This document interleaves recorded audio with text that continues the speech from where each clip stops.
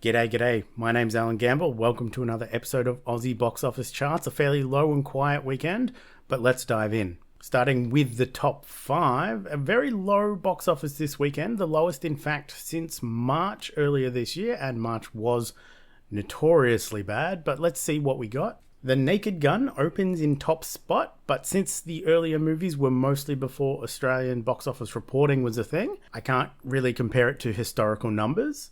But it opens in number 1 with $1.7 million for a current total of 2.6, as there was many weeks of previews. Weapons has a great hold in its third week of release, dropping just 29% for another $1.4 million for a current total of $7.8 million, which is phenomenal for a horror movie in Australia. Freakier Friday moves down to third with another $860,000, dropping 33% in its third week for a current total of $5.1 million. The Fantastic Four First Steps holds fourth again with another $500,000, its fifth week in release, dropping 37% for a current total of $16.9 million. And rounding out the top 5, Nobody 2 moves back up into the top 5 with a $330,000 in its second week of release, dropping 53% for a current total of $1.3 million. Moving on to 6 through 10, F1 the movie is at number 6 with another $300,000. Its ninth week of release, dropping another 30% for a current total of $29.2 million.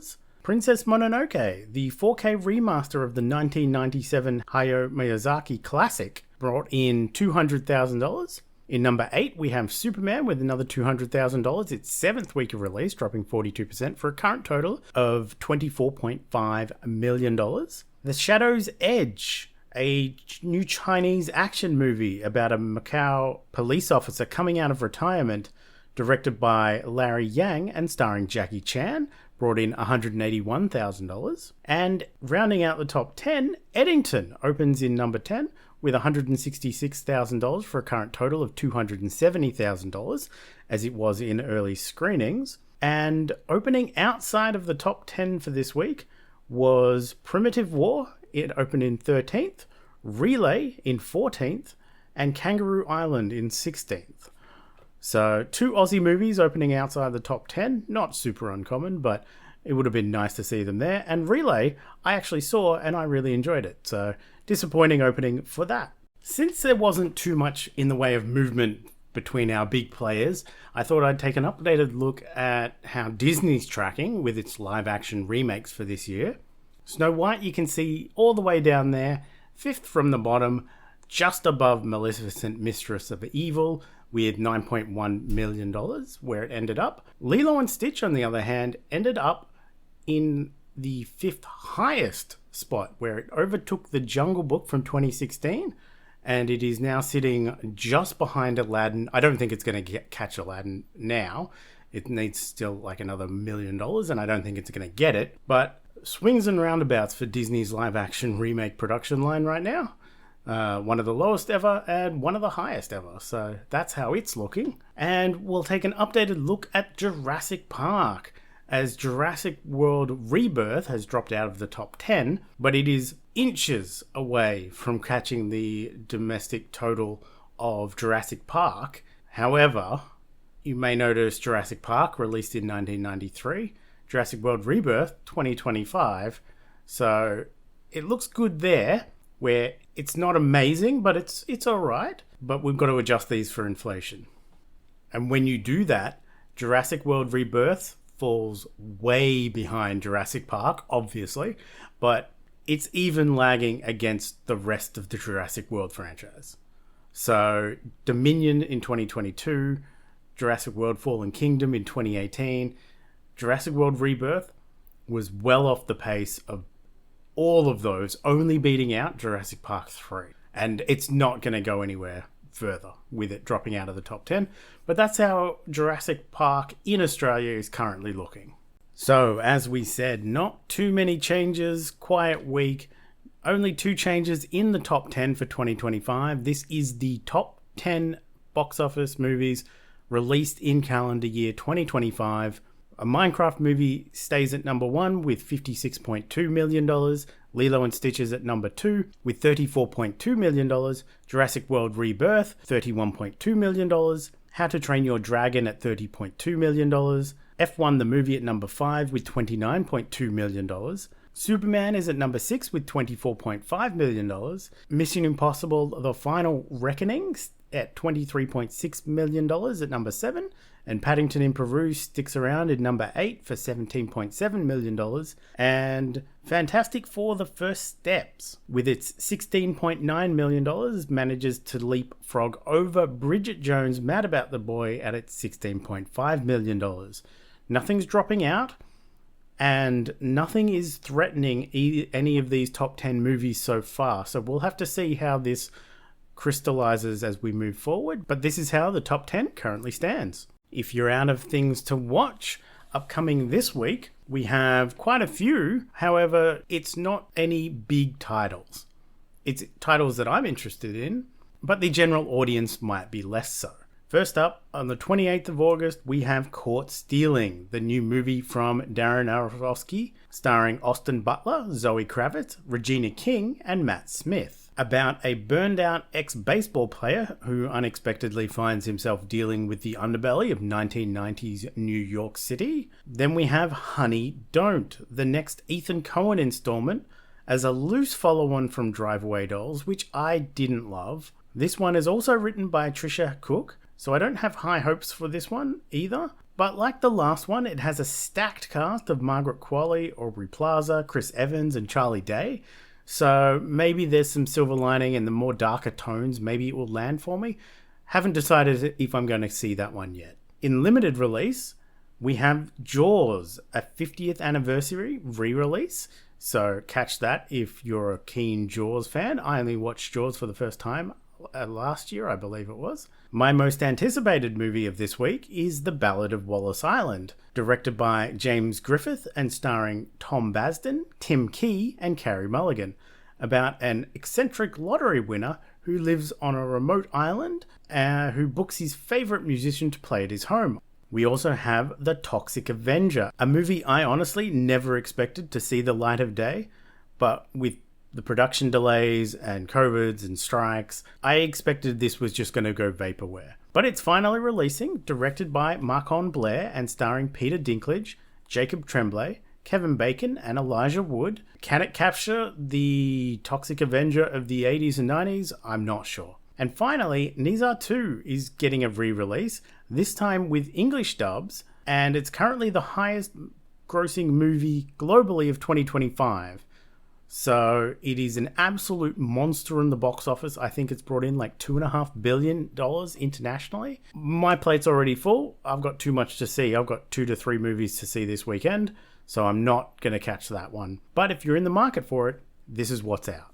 Over on streaming, for new releases, we have The Terminal List, Dark Wolf, a new series on Amazon Prime, a prequel series to the 2022 series of the same name.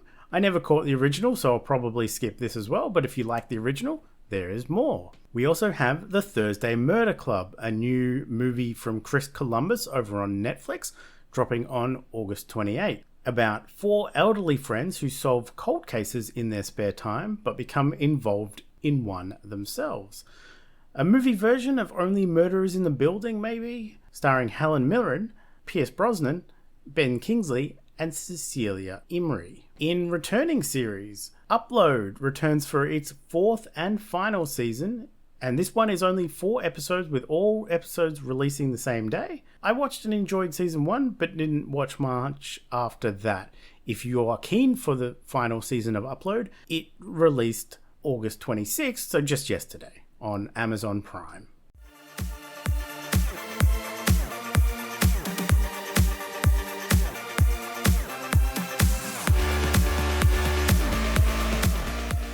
With 5 movies watched this week, let's dive into what I watched for the Impossible Mission Challenge. First up, with the connection of Tom Cruise, was A Few Good Men from 1992, directed by Rob Reiner and written by Aaron Sorkin, starring Tom Cruise, Jack Nicholson, Demi Moore, and Kevin Bacon. A classic courtroom drama with a stacked cast and some great documents movie vibes. One I had seen before, but not for well over 20 years, and it does hold up really well. Fantastically written, great performances all around, including all the smaller roles, and great to see a quintessential courtroom drama movie. They don't make as many as they used to. Next up was the 1970 movie Colossus: The Forbin Project, directed by Joseph Sargent and written by James Bridges, starring Eric Braeden, Susan Clark, and Gordon Pinsent. With the connection theme of an AI threat, similar to that of the last two Mission Impossible movies, Colossus tells us the story of the US government handing over control of its weapon systems to an AI defense system. And what can go wrong with that, right? Very timely to watch, and given the current state of AI hysteria, maybe we should not be so quick to fire everyone and replace them with AI slop. Great movie though. Next was an unexpected addition, as I didn't think it was going to match the theme, but it turned out there was far more spycraft and counter-surveillance in the movie than I thought. And that is 2025's Relay, directed by David Mackenzie, who gave us Hell or High Water, and written by Justin Piasecki, starring Riz Ahmed, Lily James, Sam Worthington, and Willa Fitzgerald. Telling us the story of a fixer who brokers deals between powerful individuals and corporations and the people that are attempting to blackmail them. Great little movie, looked great, solid performances all around, and while the third act could have gone in a different direction, I still enjoyed my time with it. That same day, I also saw for this challenge The Naked Gun from 2025, directed by Akiva Schaffer and starring Liam Neeson, Pamela Anderson, and Paul Waterhauser, with the connecting theme of Lorne Balfe, who was the composer on this and Mission Impossible Fallout and Dead Reckoning. Continuing on the Naked Gun series, and as far as legacy sequels go, this one felt pretty solid. Very stupid, very over the top, but that's what you want with one of these movies. Finally was War of the Worlds from 2025, directed by Rich Lee and starring Ice Cube, Ava Longoria, and Clark Gregg, with the Mission Impossible connection being, and wait for me on this one, Mission Impossible stars Tom Cruise. Tom Cruise was in a movie called War of the Worlds in 2005, and War of the Worlds 2005 leads to War of the Worlds 2025. Oh boy, what a movie. Telling the story by looking at a computer screen and how it started interestingly enough with some potential, but then the Martians show up and boy, those special effects were not great. But I can forgive bad special effects if the movie is solid and interesting, or at least overlook them. But this one wasn't. This movie gets worse and worse as it goes on, and it has some of the worst IT term usage and jargon usage and terminology that I've seen out of Hollywood in years. Oh, and it's streaming on Amazon and Prime, just in case you miss any of the very subtle Amazon product placements. Heck, it's not even placements, it's actual just product showcases at this point. I was laughing quite a bit, so I guess I still had a good time with it, but maybe not the way the film intended. But that's what I watched this week. Looking at this week is acting musicians, where actors that have become musicians or musicians that have become actors or vice versa. So not a huge amount of suggestions, but let's have a look at my shortlist, which consists of Hurry Up Tomorrow, I might have to get around to watching that, Cool as Ice, The Ballad of Wallace Island, One of Them Days, What's Inside, In the Heights, or The Pickup, or Happy Gilmore 2. We've got a few, we'll see how we go. But that is it for me this week. Join me next week where we'll be looking at the openings of Honey Don't and Caught Stealing. We can see how The Toxic Avenger did, or how did Jaws do? Did Jaws, the 50th anniversary, eat everything else on the market, or did Nizar 2 just dominate the market? Well, we'll find out next week. I'm going to try and catch probably Caught Stealing and The Ballad of Wallace Island, maybe Honey Don't, depending on how theatre schedules line up. But that is it for me this week. Have a good one, watch more movies, and I'll see you next time. Bye!